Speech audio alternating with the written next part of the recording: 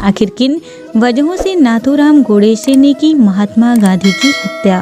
गिरफ्तार होने के बाद गोडसे ने गांधी के पुत्र देवदास गांधी को तब पहचान लिया था जब वे गोडसे से मिलने थाने पहुंचे थे। इस मुलाकात का जिक्र नाथूराम के भाई और सह अभियुक्त गोपाल गोडसे ने अपनी किताब गांधी वध क्यों में किया है। गोपाल गोडसे को फांसी नहीं हुई, कैद की सजा हुई थी। जब देवदास गांधी पिता की हत्या के बाद सांसद मार्ग स्थित पुलिस थाने पहुंचे थे, तब नाथूराम गोडसे ने उन्हें पहचाना था। गोपाल गोडसे ने अपनी किताब में लिखा है, देवदास शायद इस उम्मीद में आए होंगे कि उन्हें कोई बीभत्स चेहरे वाला गांधी के खून का प्यासा कातिल नजर आएगा, लेकिन नाथूराम महज और सौम्य थे। उनका आत्मविश्वास बना हुआ था। देवदास ने जैसा सोचा होगा उससे एकदम उल्टा। नाथूराम ने देवदास गांधी से कहा, मैं नाथूराम विनायक गोडसे हूँ, हिंदी अखबार हिंदू राष्ट्र का संपादक। मैं भी वहाँ था।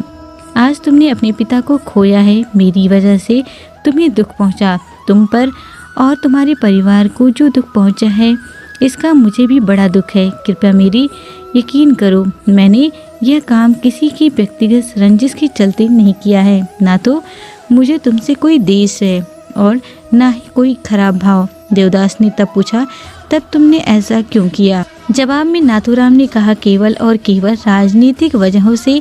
नाथूराम ने देवदास से अपना पक्ष रखने के लिए समय मांगा, लेकिन पुलिस ने उसे ऐसा नहीं करने दिया। अदालत में नाथूराम ने अपना वक्तव्य रखा था, जिस पर अदालत ने पाबंदी लगा दी। गोपाल गोडसे ने अपनी पुस्तक के अनुच्छेद में नाथूराम की वसीयत का जिक्र किया है, जिसकी अंतिम पंक्ति है, अगर सरकार अदालत में दिए मेरे बयान पर ये पाबंदी हटा लेती, ऐसा जब भी हो मैं तुम्हें उसे प्रकाशित करने के लिए अधिकृत करता हूँ। ऐसा फिर नाथूराम के वक्तव्य में आखिर है क्या? उसमें नाथूराम ने इन पहलुओं का जिक्र किया है।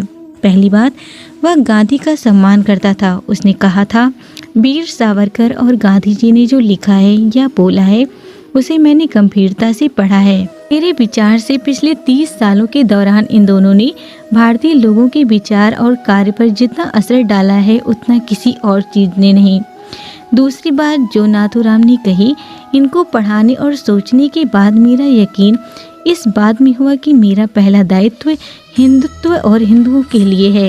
एक देशभक्त और विश्व नागरिक होने के नाते 30 करोड़ हिंदुओं की स्वतंत्रता और हितों की रक्षा अपने आप पूरे भारत की रक्षा होगी, जहां दुनिया का प्रत्येक 5वां शख्स रहता है। इस सोच ने मुझे हिंदू संगठन की विचारधारा और कार्यक्रम के नजदीक किया।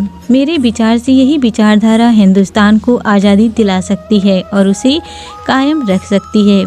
इस नज़रिए के बाद नाथूराम ने गांधी के बारे में सोचा। 32 साल तक विचारों में उत्तेजना भरने वाली गांधी ने जब मुस्लिम के पक्ष में अपना अंतिम उपवास रखा, तो मैं इस नतीजे पर पहुंच गया कि गांधी के अस्तित्व को तुरंत खत्म करना होगा। गांधी ने दक्षिण अफ्रीका में भारतीय समुदाय के लोगों को हक दिलाने की दिशा में शानदार काम किया था, लेकिन जब वे भारत आए तो उनकी मानसिकता कुछ इस तरह बन गई कि क्या सही है और क्या गलत, इसका फैसला लेने के लिए वे खुद को अंतिम जज मानने लगे। अगर देश को उनका नेतृत्व चाहिए तो यह उनकी अपराजयता को स्वीकार करने जैसा था। अगर देश उनके नेतृत्व को स्वीकार नहीं करता तो वे कांग्रेस से अलग राह पर चलने लगते।